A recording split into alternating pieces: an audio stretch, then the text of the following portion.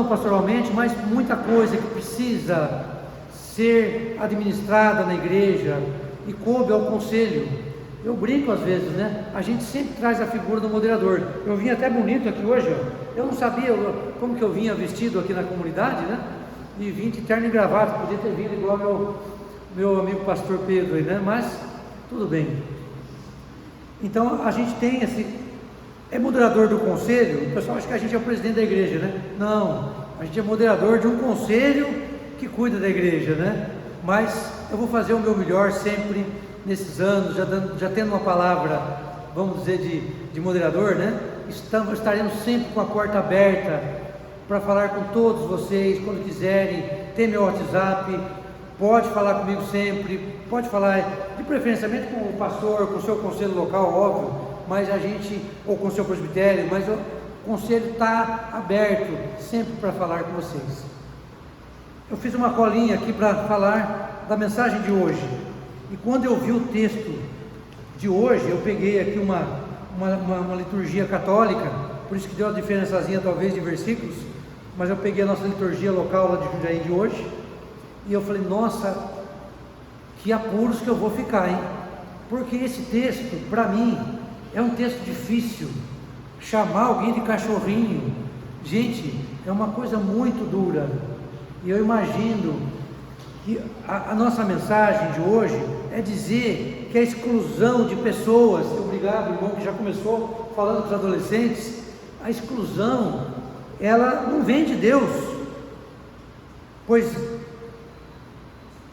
nós sabemos que Deus é o Deus de todos, então nós não podemos excluir ninguém. E quando a gente fala do texto, muitos grãos de trigo formam o pão. Estava falando do bolo, nós já vamos falar do pão. Você precisa de muitos grãos de trigo para formar o pão. Você precisa de muitas bolinhas de uva para formar o vinho. É uma mistura. Pão e vinho compõem a mesma realidade na Eucaristia, o corpo e o sangue de Cristo.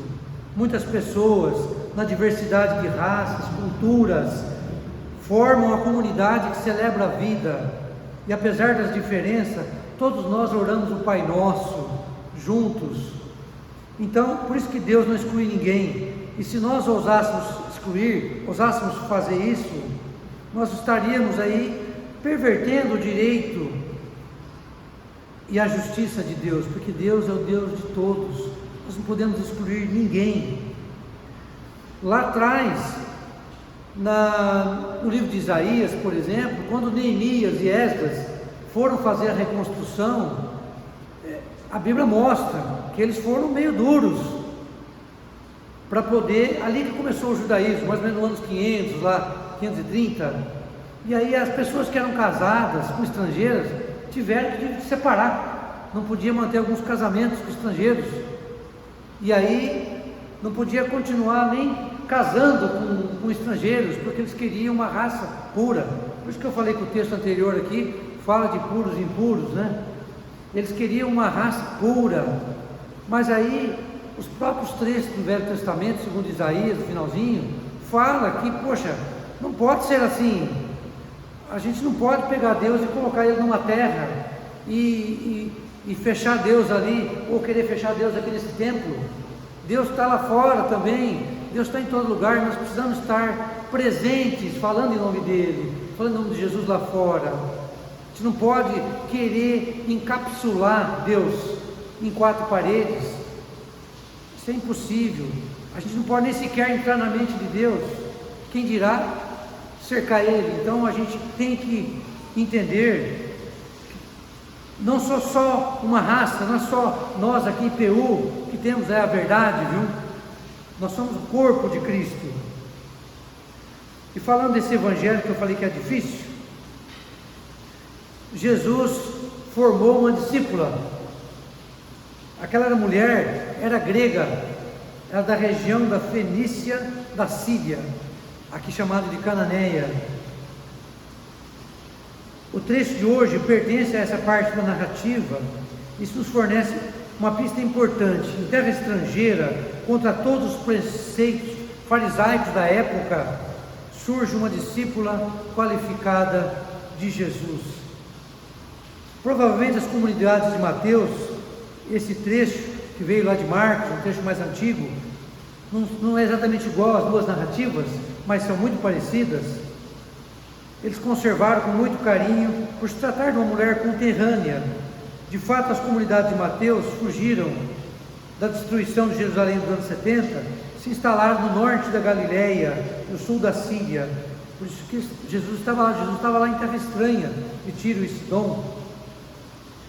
Estamos diante de uma incursão de Jesus num território pagão, fato que recorda um episódio na vida do profeta Elias, que também esteve em regiões pagãs, e logo a gente vê alguns detalhes importantes. Além de salientar no texto lá de Mateus, essa mulher é estrangeira, ela é pagã, já seria um motivo dela nem ser atendida, mas ela foi atendida por Jesus. Ela foi muito sábia, porque naquele momento a gente não entende muito a reação do Cristo Deus, por que ele falou aquilo, mas ele sendo Deus, ele sabia já o final daquele contexto, porque os judeus chamavam as outras raças de cães, era uma coisa muito dura.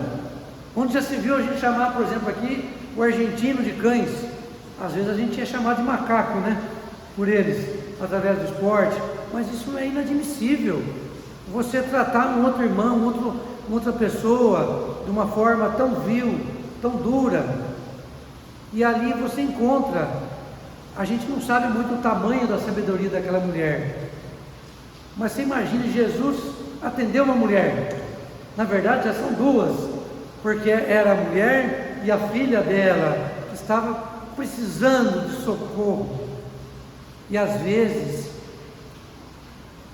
eu me lembro lá daquela mulher que foi importunar o juiz para julgar a causa dela, né? O juiz não queria nem atender ela, mas ela insistiu,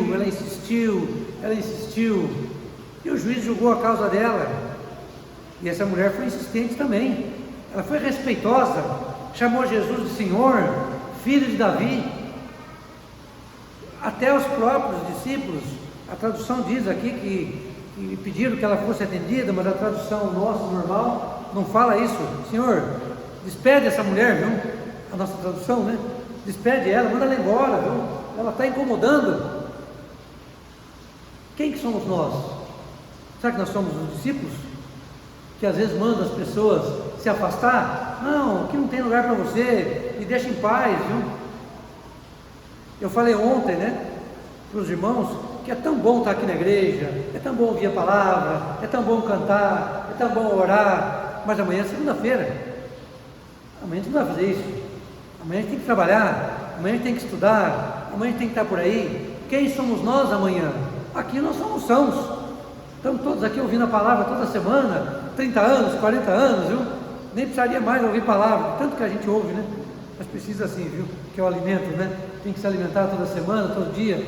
Então amanhã lá fora, nós temos que ser pessoas que não excluem as outras pessoas, por isso que a igreja é inclusiva, a gente tem que cuidar das pessoas que precisam, que estão sofrendo lá fora, não estão sentadas aqui no banco, a gente sofre aqui também, lógico, a gente pede oração, né? A gente fica doente, a gente pede para um vizinho, a gente pede para pessoas que estão passando desemprego, então a gente tem que fazer o nosso papel de incluir a todos. Nem Deus excluiu as pessoas que não são cristãos, pela sua misericórdia, pela sua bondade, Ele vai cuidar deles também.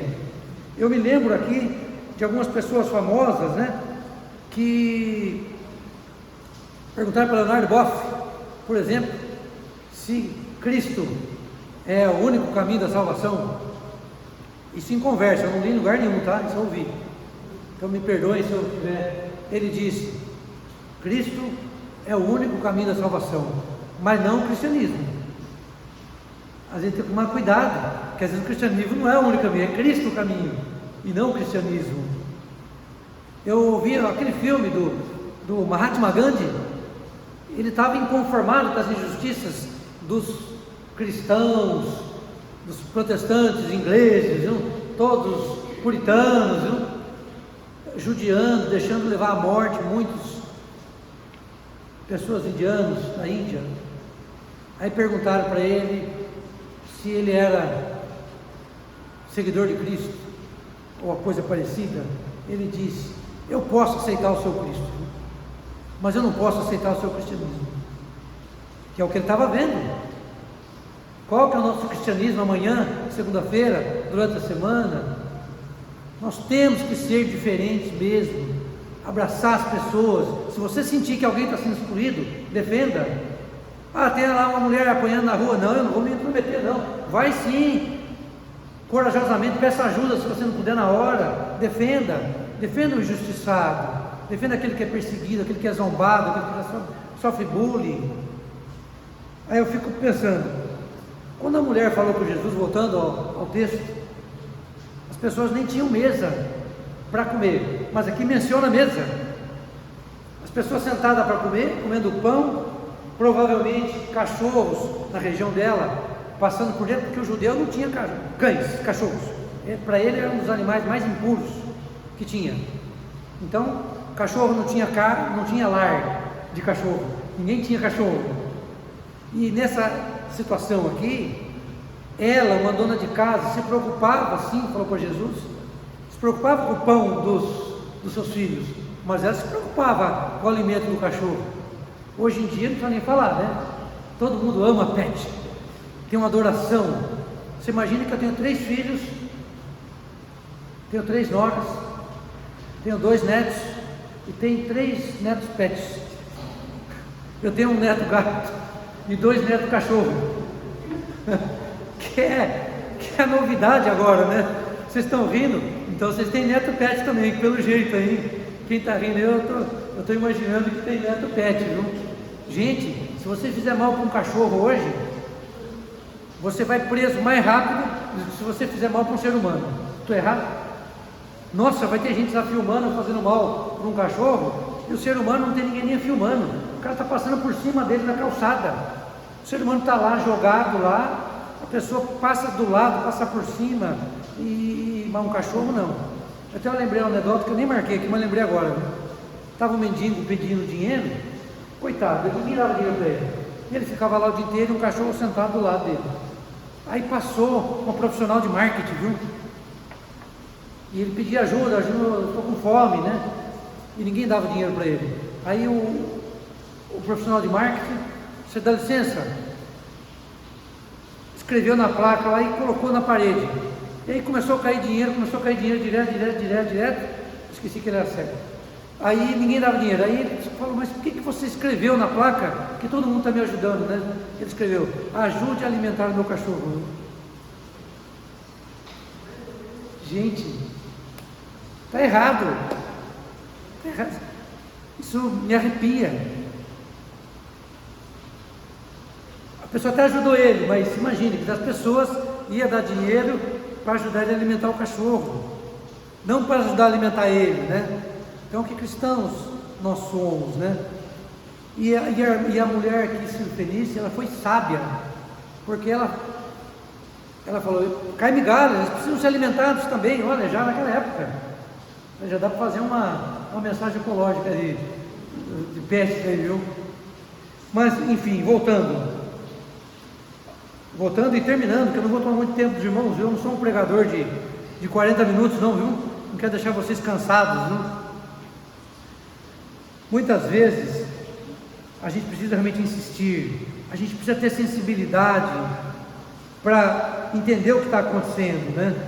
Aquela mulher estava intercedendo por outra pessoa, que era sua filha, e qualquer um de nós faríamos isso, né? Interceder por seu filho, mas nós temos que expandir a família, interceder por outras pessoas também, viu? Não podemos ser igual aos discípulos, às vezes, que estão querendo afastar pessoas, queriam afastar as crianças, né? Não, deixar vir a mim, deixa as crianças vir a mim, não afaste. Jesus não queria afastar ninguém, ele queria estar próximo das pessoas, de todo mundo. Mas a gente estranha a reação dele, mas era uma tradição judaica, infelizmente, de estar afastado dos seus estrangeiros, né? Mas nós, no Brasil, graças a Deus, temos aqui muitos estrangeiros. Nossa nação não tem tipo. Você tem o alemão tem um tipo, o italiano tem um tipo, o africano tem um tipo, o brasileiro não tem tipo. Nós somos formados por todas as nações, isso é um privilégio, mas ainda assim a gente passou por tanta exclusão de tanta gente, de tanta cor, de tanta raça, de tanto gênero, de tantas outras exclusões que a sociedade fez, mas nós temos que ter uma palavra profética, porque eu estava lendo o estatuto, e a posição teológica, eu nem trouxe aqui, nem marquei aqui, o nosso estatuto diz que a primazia do amor supera muitas vezes interpretações exegéticas, porque a gente tem que amar, tem que fazer a justiça, e a IPU tem isso como posição teológica, que a primazia do amor e da justiça supera muitas coisas, viu? E muitas interpretações que as pessoas possam ter. Enfim, Jesus responde em nível de prioridade, que era a prioridade naquele momento, mas a mulher rebate em termos de direito. Na cultura dela, os cães também fazem parte da família, e como toda dona de casa, ela cuidava de tudo, como eu já falei. Então, por trás dessa metáfora, responde as seguintes questões: para quem Jesus é boa notícia? Podemos responder para todos, somente para os judeus? Não. Vários estudos desse trecho deixam entrever a cena do jeito estranho de Jesus, sobretudo tratando-se de uma mulher pagã. Talvez o impacto seja atenuado se imaginarmos estar diante de um homem e uma mulher, que era muito incomum para a época. E normalmente ali se vê duas pessoas sábias, tanto Jesus, que já é sábio, é Deus, e a mulher também. E ela acrescentou sabedoria em cima de outra frase sábia. Quando o inteligente ouve uma palavra sábia, ele acrescenta outra, né? Segundo o livro, a Bíblia do Peregrino. Nunca se duvidou da sabedoria de Jesus, mas nunca se aquilatou a sabedoria da mulher. Jesus a provocou a dar um salto de qualidade, superando o preconceito judaico em relação aos estrangeiros, mulheres e até cães. E ela não o decepcionou, dando um salto de qualidade que nenhum conterrâneo de Jesus, nem os seus discípulos, foi capaz de dar. De fato, não se deve esquecer a constatação das palavras de Jesus: mulher, é grande a sua fé, seja feito como você quer. Nem em Israel se viu fé como a sua. Imagina a gente escutar lá fora: nossa, você é daquela igreja, mas sabe, a gente tem que mostrar que a gente tem fé, mostrar que nós somos diferentes, mostrar que nós temos brilho. Quando alguém nos olhar, nós temos brilho. Você é diferente, por quê? Porque eu sou salvo por Jesus. Nós somos diferentes. Já tinha um homem diferente lá no capítulo 8, né? O comandante romano foi procurar Jesus para cuidar da sua filha, e ele também falou a mesma palavra: nunca se viu fé como a sua em Israel. Gente do céu, devia ter alguém lá que tinha fé, né? Eu imagino, viu? Mas nunca se viu fé como a sua. Que vocês também possam, pessoas falarem isso: você é diferente, você é bonito, você é bonita, você traz uma aura boa. Puxa vida, ela já vai se simpatizar, ela já vai ficar contente de saber que vocês são aqui dessa comunidade, né? E eu encerro realmente esse momento, depois podemos continuar conversando, né? Que Deus possa inspirar-nos. Não importa quanto tempo você está aqui, se você veio hoje aqui pela primeira vez, não importa onde você está amanhã, seja diferente e seja um discípulo de Jesus aqui. Que Deus nos abençoe.